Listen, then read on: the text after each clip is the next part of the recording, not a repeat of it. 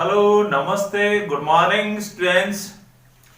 CC online क्लासों में एक बार फिर आपका स्वागत है। और हम हमारी जो क्लास शुरू किए हुए थे राजनीति विज्ञान में प्रमुख अवधारणाएं, और प्रमुख अवधारणाओं में हमने न्याय के चैप्टर को कंप्लीट किया। न्याय के चैप्टर को आप लोग अगर आपने नहीं देखा है तो वीडियो हमारा जो है अपलोड किया हुआ है, आप लोग हमारे YouTube चैनल पे जाके उससे सर्च करें, उसे देखें। क्योंकि कोविड-19 जो आया है उसकी वजह से आपके सिलेबस को कम कर दिया गया है। कौन कौन से लेसन उठा दिए गए वो आपको बता दिए गए हैं, लेकिन आप लोग थोड़ा ये ध्यान दें कि वो लेसन, कुछ इंपॉर्टेंट लेसन थे उनको भी यहाँ पे कम कर दिया गया, हटा दिया गया। लेकिन उसके बावजूद भी हमें पढ़ना तो पड़ेगा। जो लेसन बचे हैं उन्हें पढ़ना पड़ेगा, और वो लेसन जो कि 1-2 नंबर के हुआ करते थे बड़े इंपॉर्टेंट हो गए आज, और उन्हीं में आपका न्याय हमने कंप्लीट किया। दूसरी अवधारणा आज हमारी बहुत इंपॉर्टेंट लेसन है, शक्ति, सत्ता और वैधता। इसमें 3 कॉन्सेप्ट दिए हुए हैं, शक्ति है, सत्ता है, वैधता है। शक्ति, सत्ता और वैधता तीनों लेसनों का आपस में रिलेशन है, तीनों का कहीं ना कहीं घनिष्ठ संबंध है। इस वजह से एक ही कॉन्सेप्ट एक ही चैप्टर में दिया गया है। आज हम डिस्कस करने वाले हैं शक्ति के बारे में। सबसे पहली अवधारणा जो हमारी है वो शक्ति है। तो आज आप समझ पाएंगे कि शक्ति क्या होती है, शक्ति के रूप क्या है, उसका अर्थ क्या है, कैसे आप लोग शक्ति को पहचानते हैं और उसका प्रभाव क्या है।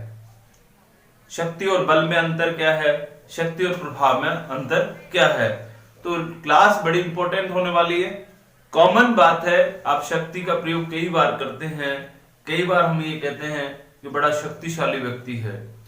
तो शक्ति जो है वो एक बहुत महत्वपूर्ण कॉन्सेप्ट है, क्योंकि शक्ति से ही ये सिस्टम चल रहा है। और प्रत्येक व्यक्ति, प्रत्येक समुदाय, प्रत्येक संगठन ये चाहता है कि उसके पास पावर आए। शक्ति अंग्रेजी शब्द पावर से उसका हिंदी रूपांतरण कह सकते हैं आप लोग शक्ति है। तो शक्ति को समझने के लिए आपको कॉन्सेप्ट को क्लियर करना होगा। तो आज हम शक्ति को पढ़ रहे हैं। कॉमन सी बात हम लोग जब व्यवहारिक में करते हैं तो शक्ति और बल को एक समझ बैठते हैं, लेकिन शक्ति और बल एक नहीं है। शक्ति को शारीरिक रूप से देखें तो हम लोग बल के रूप में, जैसे किसी व्यक्ति ने अगर 1 क्विंटल को उठा लिया अपने सर पे तो उसका मतलब वो बलशाली है, उसमें बल है। या किसी को पीछे धकेल दिया, वो एक तरह से उसका बल है। लेकिन शक्ति और बल अलग अलग हैं। शक्ति वो है जो मेंटली रूप से आप लोगों को क्या कर सकती है, आपके व्यवहार में परिवर्तन कर सकती है। आगे कॉन्सेप्ट हम लोग पढ़ेंगे तो और ज्यादा क्लियर हो जाएगा कि शक्ति होती क्या है। शक्ति आप लोग घर बैठ के भी किसी कार्य को करा सकते हैं, जबकि बल जो है, बल में आप शारीरिक रूप से सामने सक्षम होंगे, तब जाके आप लोग उसके प्रभाव से उस चीज को क्या कर सकते हैं, बदल सकते हैं। तो देखिए आज शक्ति के कॉन्सेप्ट को जानने के लिए शक्ति को आप पहले से जाने कि पहले क्या शक्ति का स्वरूप था, उसकी प्रकृति क्या थी। तो आज शक्ति जो है, शक्ति को हम लोग बोले पावर। शक्ति राजनीति विज्ञान की मूल अवधारणा माना गया है। शक्ति को राजनीति विज्ञान की मूल अवधारणा, राजनीति विज्ञान हमारा जो सब्जेक्ट है, राज व्यवस्था है, उसकी मूल अवधारणा यानी उसका केंद्र बिंदु किसे कह सकते हैं आप लोग, शक्ति को कह सकते हैं। शक्ति को राजनीति विज्ञान की क्या माना गया है, मूल माना गया है, जड़ है। यानी बिना शक्ति के राजनीति नहीं की जा सकती, या राजनीतिक वर्चस्व स्थापित करने के लिए शक्ति की आवश्यकता होती है। यहाँ राजनीति का मतलब राज्य से लिया जाता है, राज्य की नीति से लिया जाता है। राज्य की नीति का निर्माण करने के लिए आप लोगों को शक्ति की आवश्यकता होगी। ये जो सिस्टम चल रहा है इसके पीछे कोई ना कोई शक्ति है। जैसे आप लोगों ने कई बार सुना होगा कि दुनिया कैसे चल रही है। आप लोग विचार करें अपने दिमाग में कि दुनिया में कैसे लोग जन्म लेते हैं, कैसे लोग काफी प्रोग्रेस कर जाते हैं, कुछ लोग गरीब रह जाते हैं, सबके साथ में न्याय होता है। इतने बड़े सिस्टम को कैसे चलाया जाता है, कैसे पर्यावरण, कैसे वर्षा होती है, क्या। तो कोई ना कोई आप लोग देखें कि कोई ना कोई शक्ति तो है जो इस सिस्टम को चलाती है। तो ये इस सिस्टम में जो व्यवस्था बनाने वाली जो व्यवस्था है वो क्या है, शक्ति है। तो राजनीति विज्ञान की मूल अवधारणा क्या मानी गई है? शक्ति मानी गई है। दूसरी बात करें हम लोग तो समाज में अधिकारों कर्तव्यों का आवंटन, समाज में कानूनों को लागू करना, न्याय स्थापित करना आदि सभी में शक्ति आदि सभी कार्यों को करने के लिए आपको शक्ति की आवश्यकता होती है। जैसे यहां कुछ बात दी गई है कि समाज में अधिकारों और कर्तव्यों का आवंटन करने के लिए, कर्तव्यों का आवंटन करने के लिए, किसी काम को करने के लिए भी शक्ति की आवश्यकता होती है। यहां तक कि आप अगर शक्ति नहीं होगी तो न्याय स्थापित नहीं होगा, लॉ एंड ऑर्डर लागू नहीं होगा। राज्य शक्ति को, राज्य व्यवस्था को जब तक शक्ति नहीं मिल जाती तब तक वो काम नहीं कर सकती। आज प्रत्येक सिस्टम जो है वो शक्ति की ओर भाग रहा है कि उसे शक्ति चाहिए। आप लोग जो पढ़ाई कर रहे हैं वो राज व्यवस्था के अंतर्गत अगर आप लोग देखें तो जैसे ही आप लोगों ने पढ़ाई को कंप्लीट किया उसके बाद आप गवर्नमेंट जॉब में जाते हैं तो आपको एक पद प्राप्त होता है। पद का आवंटन जो प्राप्त होता है ये भी आप क्या आएगी? शक्ति आएगी। तो आज की स्थिति में और जब आपको पद प्राप्त होगा उसके बाद की स्थिति में क्या आएगा? चेंजेज हो गया तो आपके व्यवहार में परिवर्तन आएगा, आपके समाज में रेपुटेशन बढ़ जाएगी। यही शक्ति है। तो अधिकारों कर्तव्यों का आवंटन, समाज में कानूनों को लागू करना, इन सब कार्यों को करने, जितने भी कार्य किए जाएंगे सोसाइटी में, उन सब कार्यों को करने के लिए, राज्य में जो काम करने के लिए, उसमें शक्ति की आवश्यकता है। इसलिए राजनीति विज्ञान की मूल अवधारणा क्या है? शक्ति है। शायद आपको इतना समझ में आया। आगे देखें, लेकिन शक्ति का स्वरूप, स्रोत, प्रकृति आदि तत्वों में एकरूपता का अभाव पाया जाता है। जैसे जैसे आप लोग युग बदलता जाता है उसके अकॉर्डिंग शक्ति का स्वरूप, शक्ति की प्रकृति, शक्ति का स्रोत क्या है, कहां से आती है शक्ति, ये भी चेंजेज आ रहा है, बदलाव देखा जाता है, एक रूपता नहीं पाई जाती है। तो कैसे कैसे चेंजेज आए आप देखें। प्राचीन काल में अगर आप लोग देखें, प्राचीन समय से शक्ति को सैनिक शक्ति के रूप में महत्वपूर्ण माना गया। उस समय जो पावर थी प्राचीन काल में वो क्या थी? सैनिक शक्ति। जिसके पास सेना अधिक होती थी, जिस राज्य के पास में खूब सारी सेना होती थी, जैसे सिकंदर महान का उदाहरण ली, उसके बाद बहुत विशाल सेना थी, इसलिए उसको देख के ही लोग क्या कर जाते थे? नतमस्तक हो जाते थे। उसके नाम से ही लोग क्या करते थे? पराजय स्वीकार कर लेते थे। या आपने मुगलों को पढ़ा होगा, जैसे अकबर वगैरह नहीं आते थे तो जैसे ही वो प्रवेश करते थे उससे पहले ही वहां के राजा अपनी सेना सहित नतमस्तक होकर उसके अधीनता स्वीकार कर लेते थे। ये क्या है? शक्ति है उसकी। तो सैन्य शक्ति, जिसके पास सैनिक शक्ति अधिक होती थी वो उसका केंद्र बिंदु हुआ करती थी। यानी प्राचीन समय में सेना अधिक होना सैन्य शक्ति के रूप में इसको महत्वपूर्ण माना गया था। फिर आगे देखिए आप लोग, सैन्य शक्ति का रूप का मतलब क्या हो गया? जिसकी लाठी उसकी भैंस। इसमें भी आप लोग देखें, प्राचीन काल में भी आपने सुना होगा कि उसके 10 लड़के थे या उसका परिवार बहुत बड़ा था, वो यार उसके इतने लोग हैं, यानी वो क्या है? शक्तिशाली है, उसके पास शक्ति है। क्यों है? क्योंकि उसके पास ह्यूमन पावर है। तो सैनिक शक्ति ह्यूमन पावर के रूप में इसको महत्वपूर्ण माना गया, शक्ति की अवधारणा को। उसके बाद अगर हम बात करें कॉन्सेप्ट की तो यूरोपीय चिंतन, क्योंकि सबसे पहले जो विकास हुआ है वो यूरोप से हुआ है, पुनर्जागरण जो हुआ है यूरोप से हुआ है।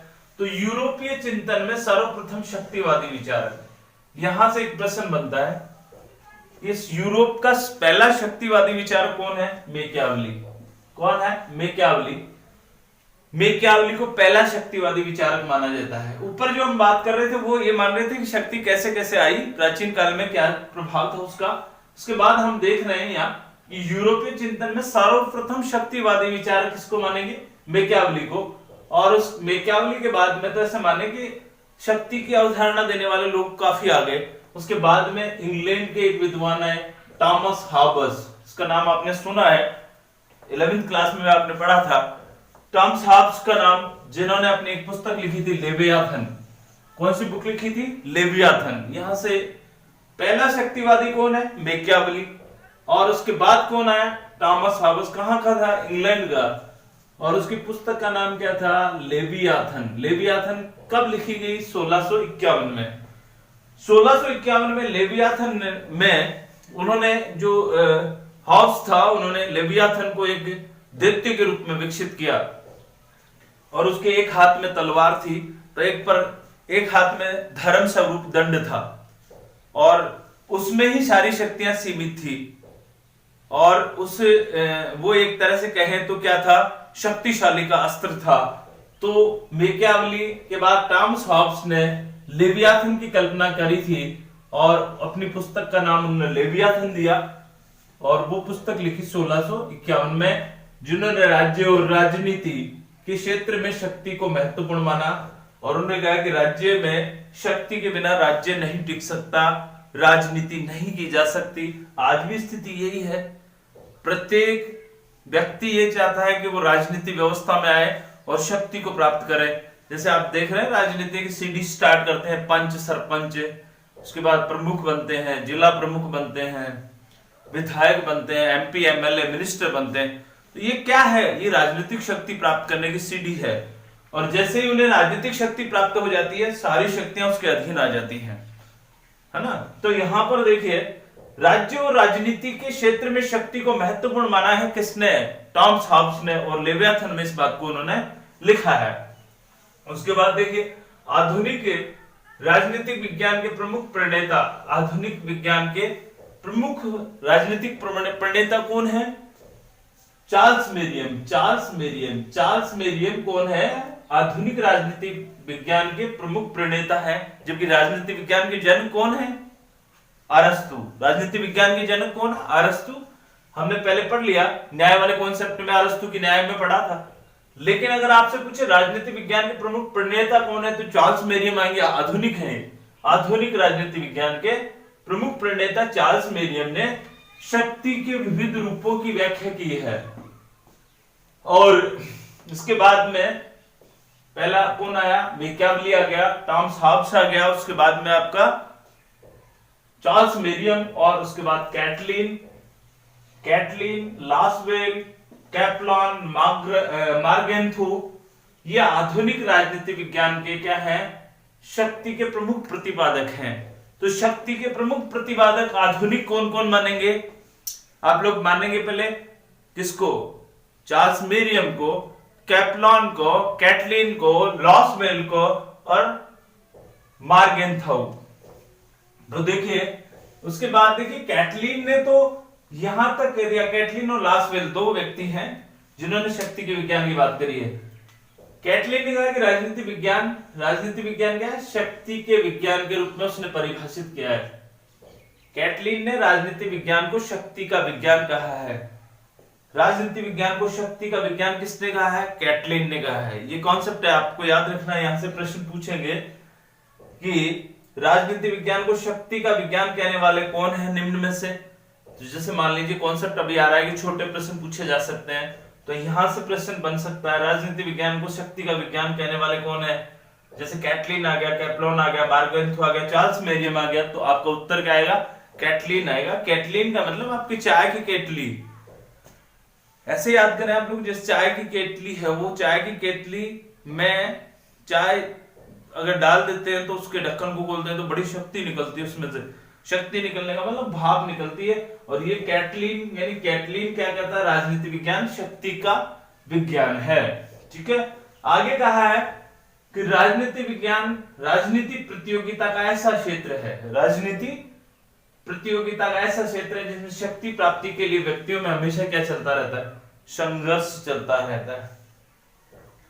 और राजनीति में वो ये कहते हैं कि राजनीति विज्ञान शक्ति का विज्ञान है, और इसे परिभाषित ऐसे किया उन्होंने कि राजनीति एक प्रतियोगिता का क्षेत्र है जिसमें शक्ति प्राप्त करने के लिए जो व्यक्ति हैं वो निरंतर क्या करते रहते हैं, संघर्ष करते रहते हैं। जैसे प्राचीन काल में राजा अपनी शक्ति को बढ़ाने के लिए दूसरे राजाओं को अधीन करता था, यहां तक कि अपने सगे संबंधियों को भी मार देता था। जैसे आपने देखा है, अपने पिता को मार दिया, अपने 100 भाइयों को मार दिया, राज्यों को छीन लिया। ये क्या है, शक्ति प्राप्त करने की बातें हो रही हैं।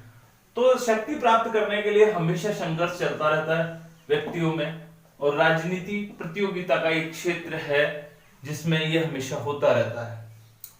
तो ये जो बात करी गई हमने, उसमें आप लोग देखिए आधुनिक राजनीति विज्ञान के कौन है, कैटलिन है, लॉसवेल है, कैप्लॉन और मार्गेंथो ने तो ये कहा था कि शक्ति बंदूक की गोली से निकलती है। शक्ति कहां से निकलती है, बंदूक की गोली से निकलती है। इसके बाद अगर भारतीयों की बात करें तो भारतीयों में किसको लेंगे आप? मनु, शुक्र, कौटिल्य। मनु, शुक्र, कौटिल्य ने भी शक्ति की अवधारणा दी है कि राज्य के लिए शक्ति जरूरी है और राज्य को शक्तिशाली होना चाहिए। जब हम भारतीय राजनीतिक चिंतन पढ़ेंगे तो उसमें मनु, कौटिल्य, शुक्र ने भी जैसे न्याय कॉन्सेप्ट दिया वैसे शक्ति का कॉन्सेप्ट भी दिया है। तो भारतीयों के लिए पूछे तो कौन आएगा? मनु, शुक्र, कौटिल्य। और आधुनिक पूछे तो कौन आएगा? चार्ल्स मेरियम आएगा, कैटलिन, लासवेल, कैटलन और मार्गेंथो। और शक्ति का विज्ञान बोले तो कैटलिन। और आगे कहा है कि राजनीतिक प्रतियोगिता का ऐसा क्षेत्र है जिसमें व्यक्तियों को इस शक्ति को प्राप्त करने के लिए, किसके लिए लड़ाई होती है? शक्ति को प्राप्त करने के लिए। और जिसको शक्ति प्राप्त होती है, आज ये अखाड़ा केस में बना हुआ है। राजनीति में देखिए आज शक्ति को प्राप्त करने के लिए वास्तव में क्या हो रहा है कि भाई भाई के खिलाफ खड़ा हो रहा है, सास बहू चुनाव लड़ रही है। शक्ति को प्राप्त करने के लिए निरंतर क्या चलता रहता है? संघर्ष चलता रहता है। लासवेल ने कहा है, लासवेल के अनुसार शक्ति ही राजनीति विज्ञान की मुख्य विषय वस्तु है और शक्ति ही राजनीति विज्ञान की मुख्य विषय वस्तु है। इसलिए लासवेल ने अपनी पुस्तक का नाम ही क्या लिख दिया? क्या था? कौन, कब, क्या, कैसे प्राप्त करता है। कौन, कब, कैसे प्राप्त करता है। We gets what, when, how. Who gets what, when, how.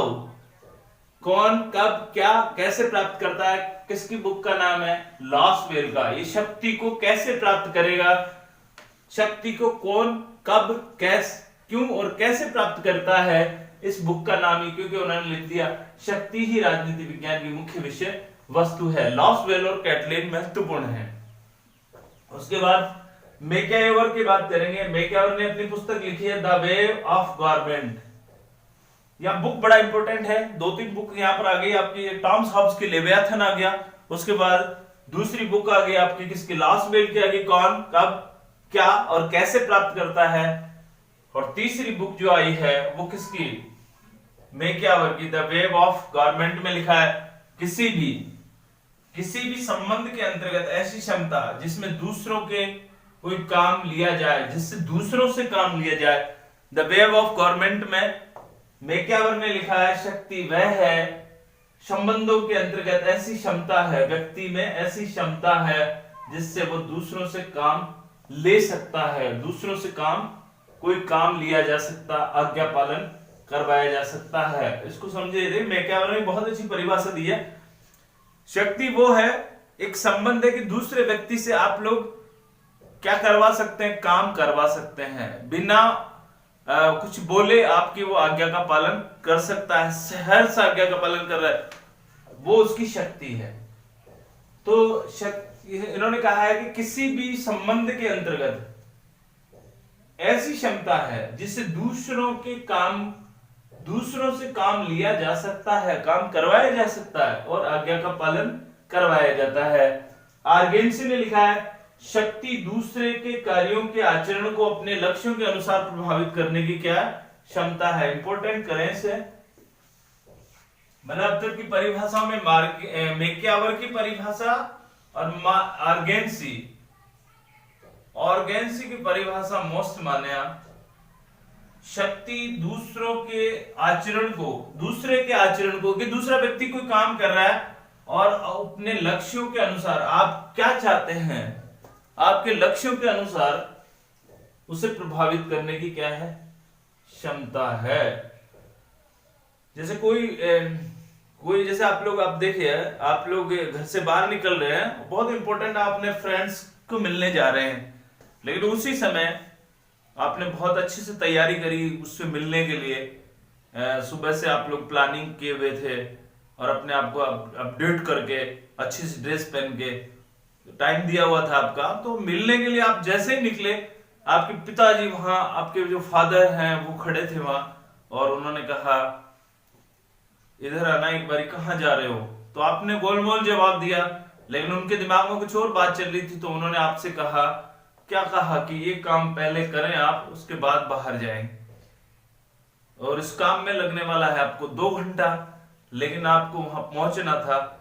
लेकिन आपके पिताजी की शक्ति, जो आपके पिताजी थे, उनके पास आपके आचरण को उन्होंने अपने लक्ष्यों के अनुसार प्रभावित करने की उसके पास में क्षमता है, क्योंकि वो पावरफुल है, आपके अभिभावक हैं, इसलिए आपको अपने आचरण के अनुसार अपनी शक्ति का प्रभाव दिखाया और आपको रोक लिया, और यही क्षमता क्या है, शक्ति है। ये आर्गेंसी की परिभाषा है। रॉबर्ट बास्केट लिखते हैं शक्ति बल प्रयोग की योग्यता है, न कि उसका वास्तविक प्रयोग। बल प्रयोग की योग्यता है ना कि वास्तविक बल प्रयोग नहीं कर रहा है, शक्ति में बल प्रयोग नहीं हो रहा है, आपको आज्ञा दे रहा है और उस आज्ञा को आप फॉलो कर रहे हैं, इसमें कहीं भी ऐसा नहीं है कि बल प्रयोग किया जा रहा है। ऐसा किसने कहा, रॉबर्ट बास्केट ने कहा है।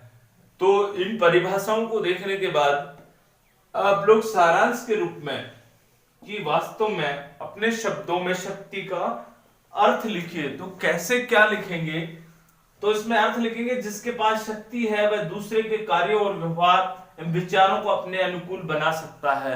यानी शक्ति वह क्षमता है, शक्ति वह क्षमता है जो दूसरों के कार्यों और व्यवहारों एवं विचारों को अपने अनुकूल बना सकती है। आप क्या चाहते हैं उसके अनुसार उसको बदल सकते हैं। व्यवहार में परिवर्तन को ही क्या कह सकते हैं, शक्ति कह सकते हैं। आपके द्वारा किए गए कार्य से, आपके द्वारा दिए गए आदेश से किसी दूसरे के आचरण में परिवर्तन होना भी क्या है, शक्ति है। जिसके पास शक्ति है वह क्या कर सकता है, दूसरों के कार्यों और व्यवहार और विचारों को अपने अनुकूल बना सकता है। वो नहीं चाह रहा है लेकिन उसके पास पावर है, इसलिए उसको ऐसा करना पड़ता है। कई बार आप लोग सुनते हैं कि मैं इससे सहमत नहीं हूं लेकिन क्या करें, करना पड़ेगा, करना पड़ेगा क्योंकि मानना पड़ेगा, क्योंकि उसके पास में क्या शक्ति है। तो शक्ति वह है जो दूसरों के कार्यों और व्यवहारों को अपने विचारों के अनुकूल बना सकता है। इन परिभाषाओं का सार है। वहीं दूसरी ओर समकालीन सामाजिक चिंतन में शक्ति का अभिप्राय ये माना गया है कि कुछ करने की शक्ति, अर्थात जब कोई व्यक्ति स्वयं अपने लिए अथवा समाज के लिए कुछ कार्य करता है तो इसी अर्थ में शक्ति का प्रयोग करता है। यानी समाज में जो काम करने या उसके व्यवहार में जो समाज के लिए जो काम करेगा उसको भी क्या किया जा सकता है, शक्ति की परिभाषा में लिया जा सकता है। तो शक्ति को लेकर आज का जो कॉन्सेप्ट था लगभग आपको समझ में आया होगा। शक्ति में क्या था, शक्ति का अर्थ ही आज हमने पढ़ा है। इंट्रोडक्शन है एक तरह से आप लोग कहें क्लास को। अगली क्लास में हम पढ़ेंगे शक्ति और बल में अंतर, शक्ति और प्रभाव में अंतर। बड़ी इंपॉर्टेंट क्लास होने वाली है। इनमें रिलेशनशिप क्या है, इसके स्वरूप क्या क्या है, कितने प्रकार की शक्ति होती है। मिलते हैं अगली क्लास में। Thank you very much.